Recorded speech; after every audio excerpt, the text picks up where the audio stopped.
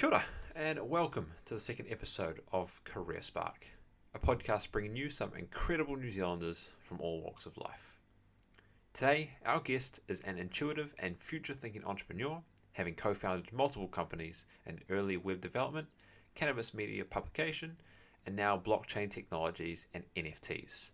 Today, we talk about his beginnings as an apprentice printer into co-founding his first company, how important timing is when it comes to capitalising on trends, and VeVe's current work, touching on their partnership with Marvel. Right now, let's get into the episode with Daniel Crothers.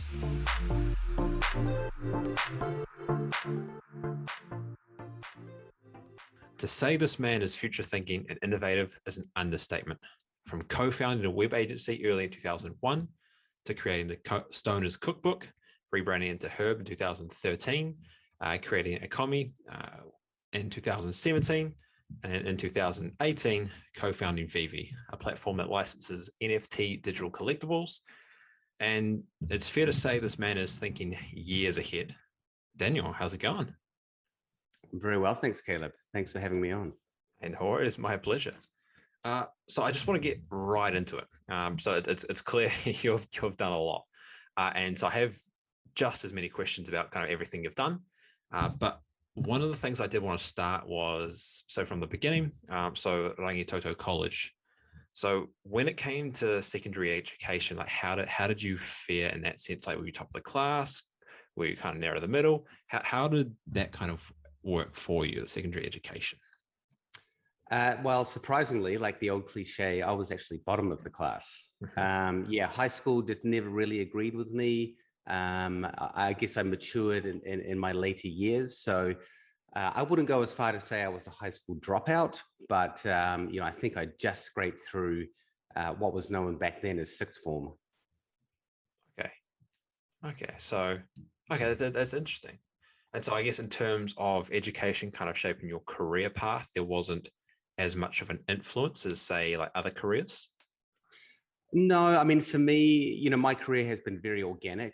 And I would say that I've, probably learned most things from YouTube. If I get interested in a topic, then I just basically research.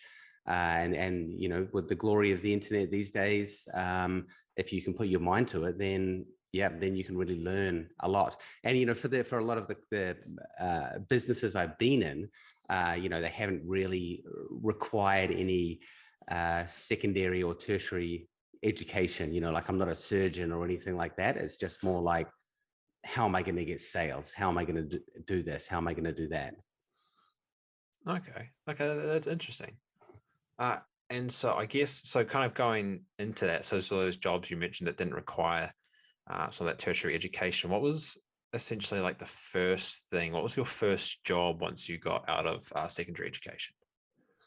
Well, let's see. Actually, when I left education, the first thing that I went into was actually becoming an apprentice printer, because my parents owned a printing company for most of my life. And really, for me personally, back then, I really didn't have much direction. So I just kind of naturally went into the family business. But then it didn't really, I guess I always sort of wanted a bit more. So after doing that, I really just went straight into business for myself, doing some basic graphic design. And I'm not going to say that, I was extremely business minded back then. I just knew that people could be in business for themselves. And for me, that seemed like a good lifestyle. But one thing that I will say is that experience is everything, going straight into business without, being involved with people who are in business and getting to learn from them is definitely the long way around. Okay, that's some good advice and some good perspective. I kind of want to touch, just back on essentially the mindset. So did you find you always kind of had that entrepreneurial mindset, or was that just something that you essentially developed through that experience? I would say my entrepreneurialism has developed throughout my career.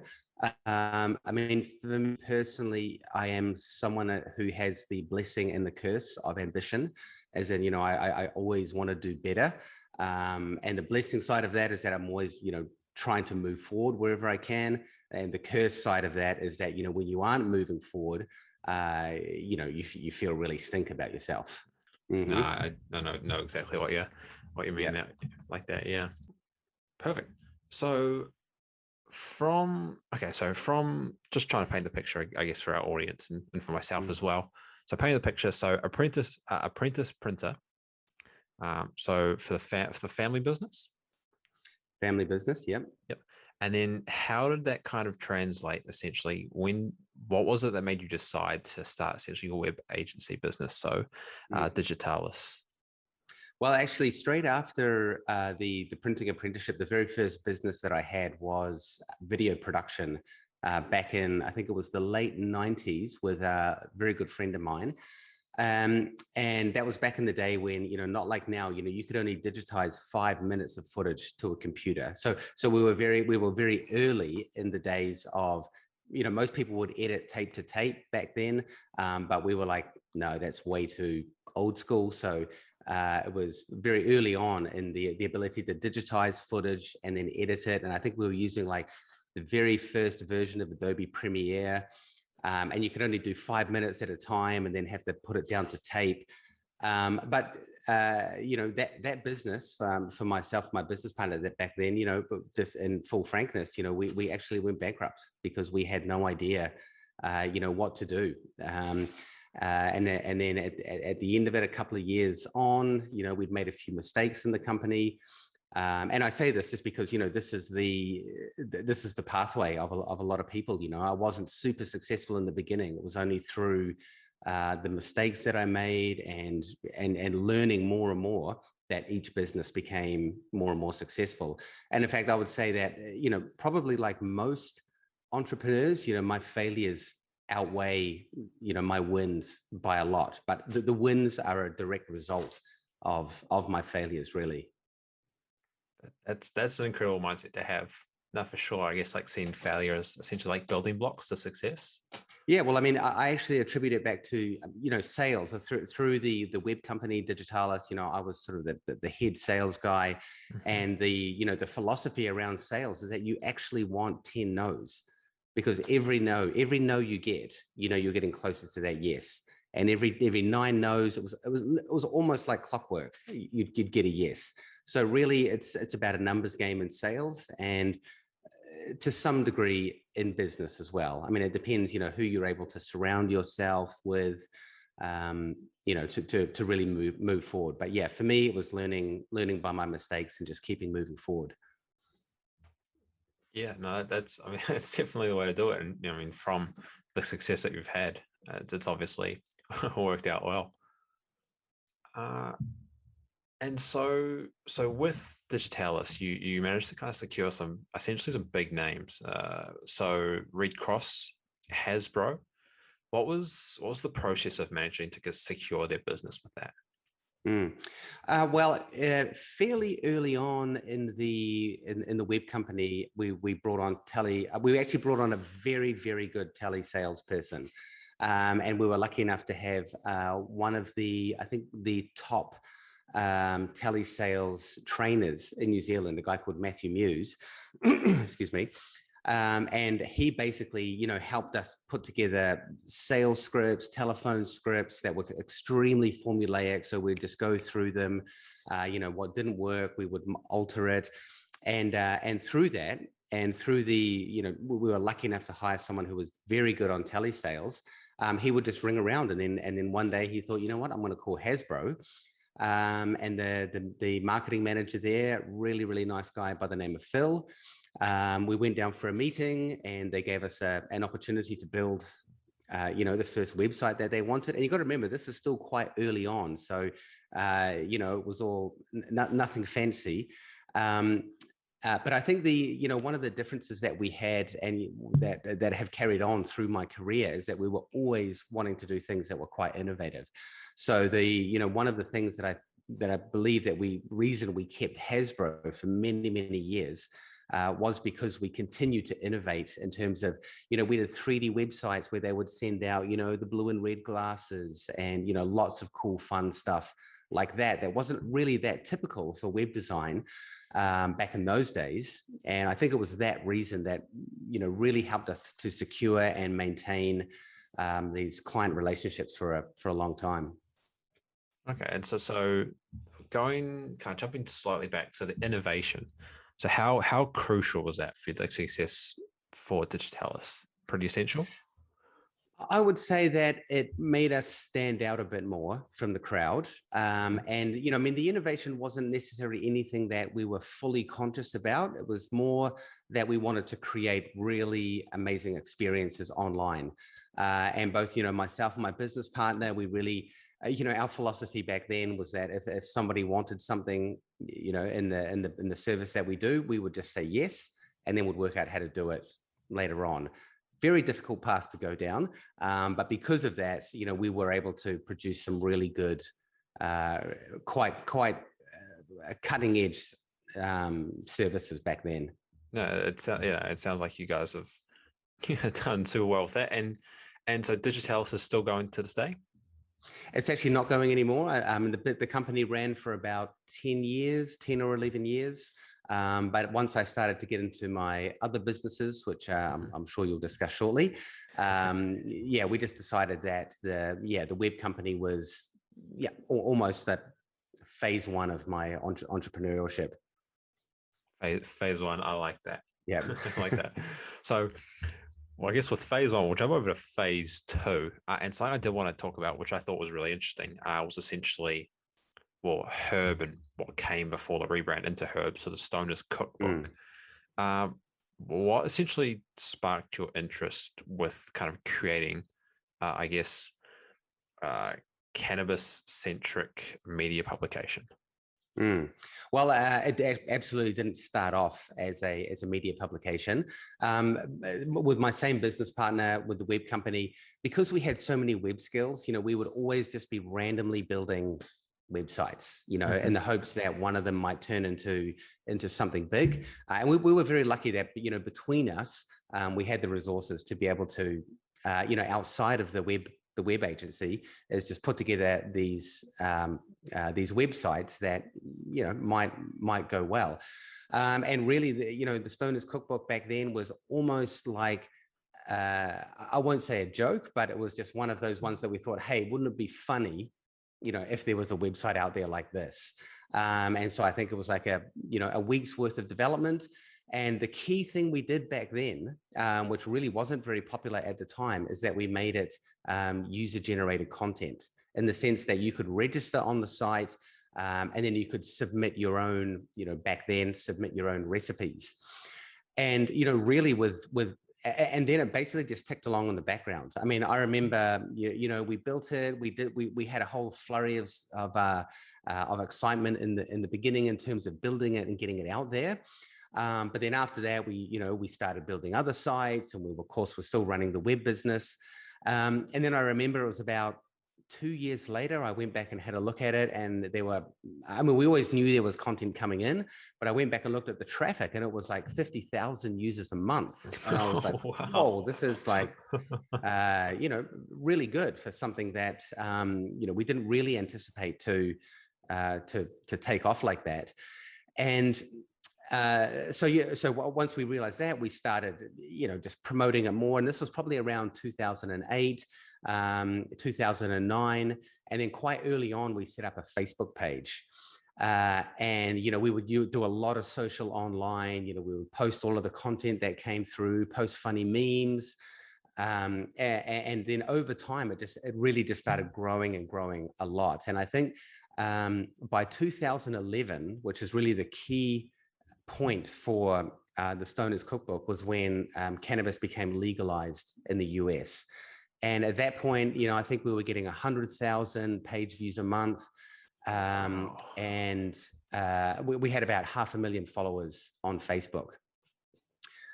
So we sort of realized that we had an opportunity at this point. We had a platform with a lot of users and a lot of reach, in a brand new industry that had just become legalized in the largest, one of the largest economies in the world.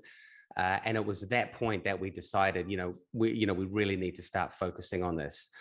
And through that is when we converted or pivoted the Stoner's Cookbook, which was really a recipe website, into something that was more of a cannabis media company. And we decided on 5 different verticals, from medical, recreational, products. I can't even remember what the other ones were now, but we divided the company up and decided that we were going to do a certain percentage of content based on each of these different categories. And you've got to remember, this was right at the beginning of this whole web content phase. Obviously, web content is everywhere now. We're completely saturated with it, but back then it was still really quite new. And through that, we started to get, massive growth. And that was also due in part to Facebook's algorithms back then. I remember there were times we were getting 140,000 new Facebook followers each week. And then, of course, we were using that platform to drive people through to the website. And yeah, it basically just grew from there into a behemoth. Yeah. So just to recap on the whole process. So it also essentially started off as like a little gag, like a joke, like this would be kind of funny, and yeah, became into, as you said, like a behemoth of a website, I guess more of an entity with Facebook and the social media. Yeah, exactly. Yeah, we were very early on in the cannabis legalization, and I like to think that we actually had a good part in the movement. We would get hundreds of messages every day from Americans just saying that, my mother or my father is stage 4, and so after reading content on your platform, they're now taking medicinal cannabis as a way to just make the remainder of their lives a lot easier. So it was very rewarding in that sense. And then, of course, on the other side, you had all the recreational users who are, as you would expect, they are the stereotype that you would imagine. It was a really, really exciting period of just something very, very new, massive growth. And for me, I learned a significant amount, in running such a business like that. Yeah, that's incredible. And so with, I guess, 2021 right now, people are a lot more open about talking about, cannabis and drugs and kind of essentially that. So were there many challenges when you first started off? So before 2011, before it became legalized in America, what were some of the challenges that you faced in that sense? Well, before it became legalized, it was really still more of a, this is kind of fun, let's play around with it. So we didn't face too many challenges there because we weren't really actively trying to expand the business. However, back in those early days, there were so many challenges. Anything to do with cannabis back then was very, very difficult, even into the sense that there were certain social platforms that wouldn't even allow us to sign up because of the industry that we were in, suppliers that wouldn't deal with us, even though we were just purely media. We were information. That was it. But even in that regard, there was still a lot of, people really just weren't that interested in being part of that, and part of their terms and conditions, it wasn't allowed. Even with PayPal and all that, so it was very, very difficult in the beginning to even do things like secure a bank account. And as you mentioned, over the years, as things became a bit more accepted, then it started to become a lot easier. But we were certainly there in the beginning of what they called the green wave, and it was challenging. Okay, and so in terms of its status now, I guess that's focused. It's primarily over in America. Yeah, the US and Canada. Unfortunately, after myself and my business partner then left the company, it really tanked. Yeah, it was quite sad to see. I mean, the whole thing just went down to about 10% of the original traffic that we had. There were a lot of other players coming into the market, but I still felt the company then had a very strong foothold. But yeah, unfortunately, it's really only a fraction of what it was back in the day now. But that's okay. I mean, I moved on. I sold out of the business and got into other things. Okay, so with that other things being, I guess this is what I'm super excited about. So Acomi and VeVe eventually.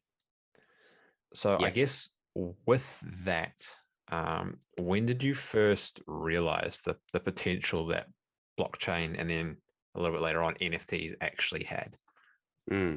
Well, it was actually after I sold out of Herb. I basically took a year off, and my wife and I just went traveling around the world. And of course, because I'm always interested in business, I mean, I think if you have the ambition bug, you never stop. You don't just exit something and then think, cool, I'm done. I've completed the level. So we were always looking for other opportunities. And a friend, I believe it was in mid 2017, said, "Oh, hey Dan, you should buy a Bitcoin." And for me personally, I'm like, I've always been in technology. Why on earth did I not buy a Bitcoin back in 2011, 2012? So I'm always still kicking myself for that. And so he said buy a Bitcoin, and I went on the exchanges, and I was like, whoa, man, they're so expensive. One Bitcoin is $700. And I'm like, man, I'm only going to buy one or two. So, the classic, I'm sure every crypto investor has had the story where, I wish I went 10x on what I did back then. But of course, at that point, you never know the future. So for that year following after I bought my first couple of Bitcoin and was traveling, we were basically traveling the world, and I was just doing crypto trading during the day and night. Got into it again. It was very early back then. It was quite difficult. There was a lot of research involved. Waking up at 3 a.m. in the morning to check, if your stops had gone through, or if anything is, if something was tanking and you had to quickly sell out. And that really was how I got into blockchain. Understanding crypto like Bitcoin, etc. Back in the day, you just through the natural process understand what blockchain is. And for me personally, I felt that it was more revolutionary than crypto.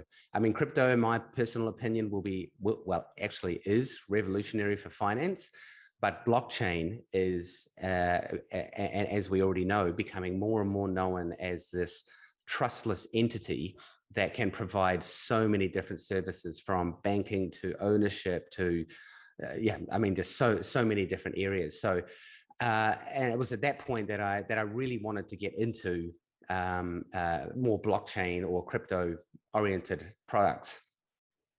So at the same time, another one of my very long friends, another successful entrepreneur by the name of David Yu, I was talking to him on the phone, and I was like, oh, by the way, I just bought a Bitcoin. And he's like, oh man, I just bought a Bitcoin too. And so we really, both of us realized at that point that there were huge opportunities in the crypto space.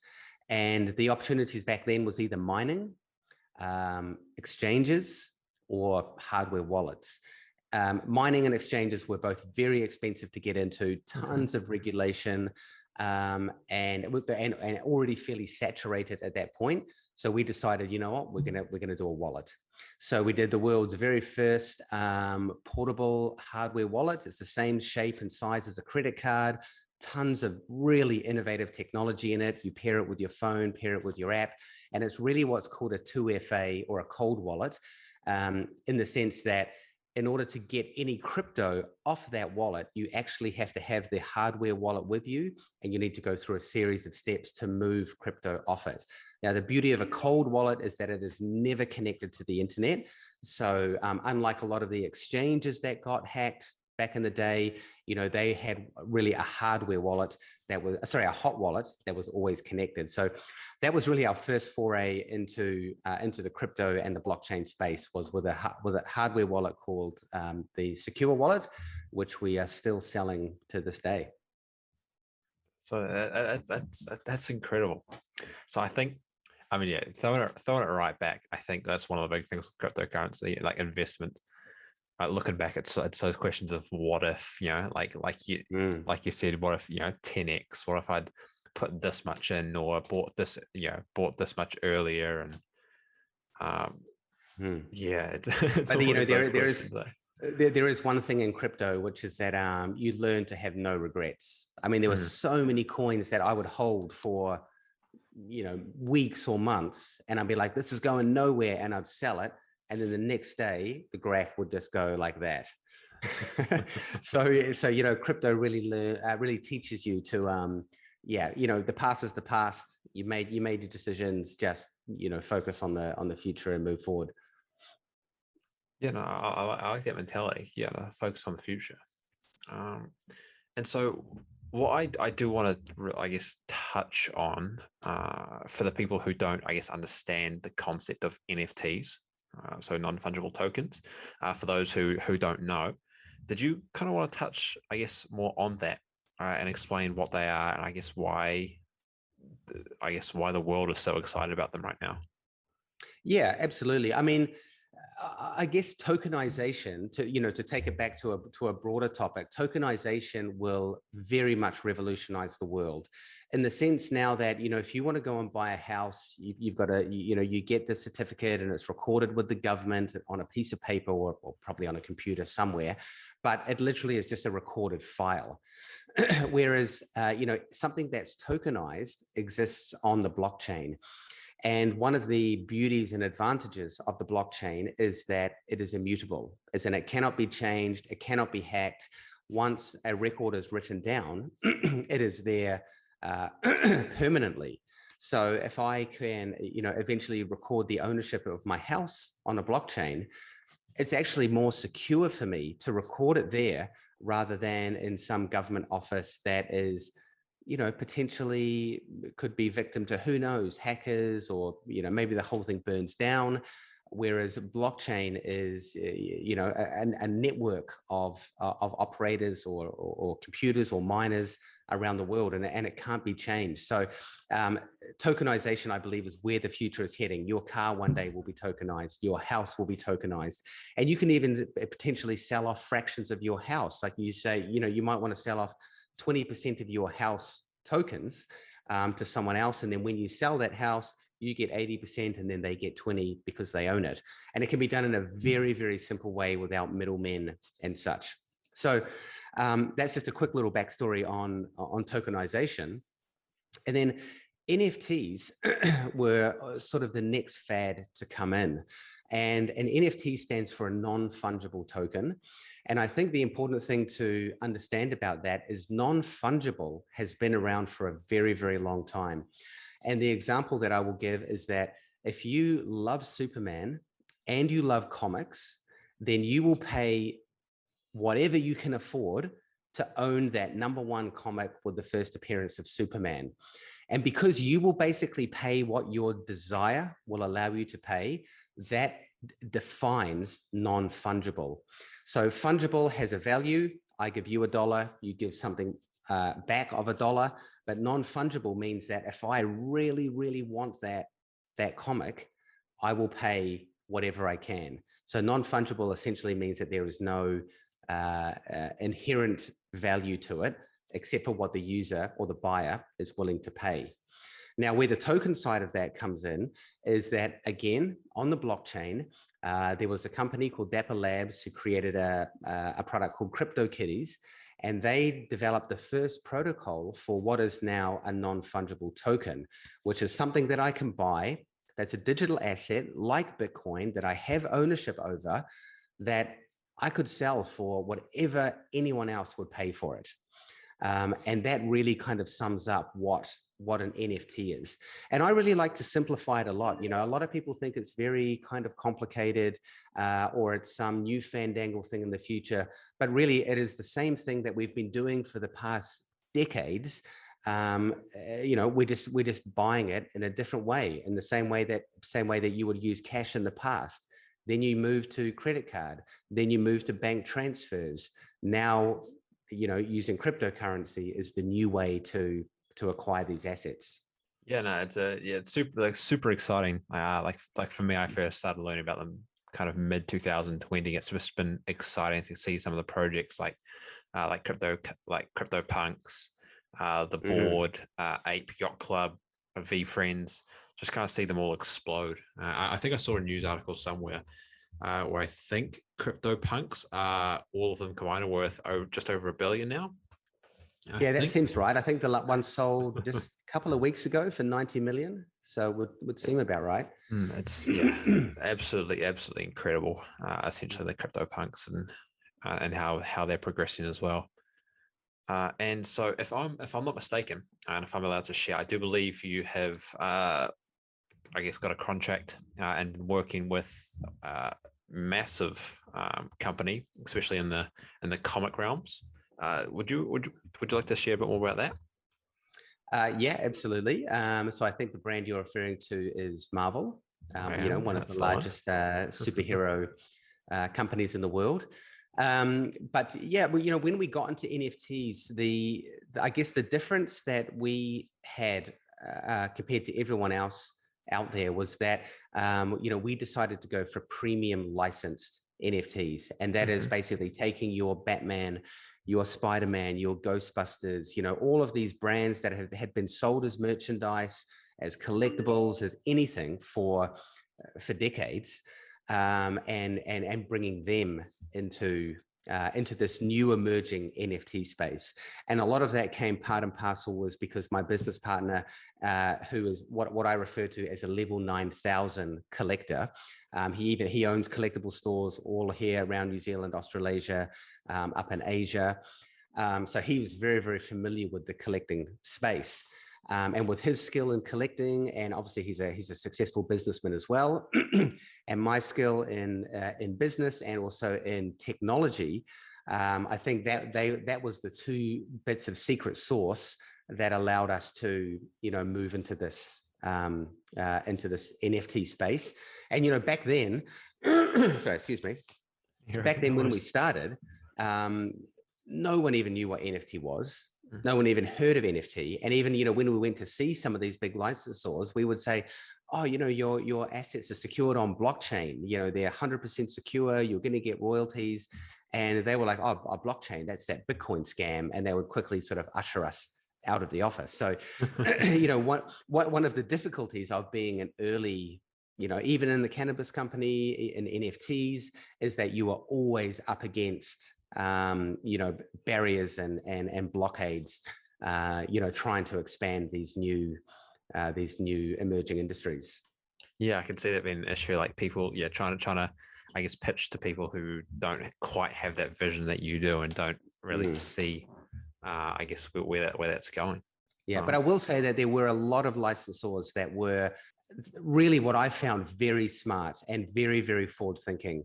They were able to see that, hey, we'll just take a gamble on this because it seems like something that could happen. So, a lot of these big licensors are living in the future, what they've got out now, what they've got in development, they know what is going on out there in the market. So I do give credit to the licensors that actually did sign up with us back in the early days.